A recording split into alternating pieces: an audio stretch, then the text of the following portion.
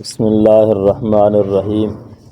قال النبی صلی اللہ علیہ وسلم حب الدنیا رأس کل خطیۃ۔ رسول اللہ صلی اللہ علیہ وسلم نے ارشاد فرمایا کہ دنیا کی محبت ہر گناہ کی جڑ ہے، کہ انسان جو بھی گناہ کرتا ہے اس کی اصل وجہ دنیا کی محبت ہوتی ہے۔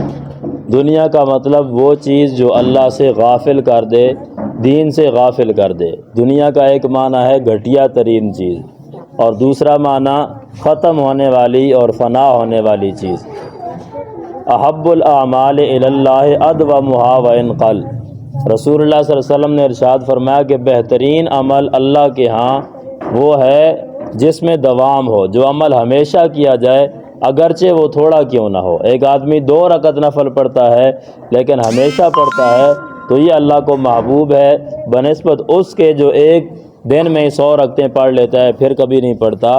تو تھوڑا عمل ہو لیکن ہمیشگی کے ساتھ ہو، یہ اللہ کو زیادہ محبوب اور پسندیدہ ہے۔ وآخر دعوانا الحمدللہ۔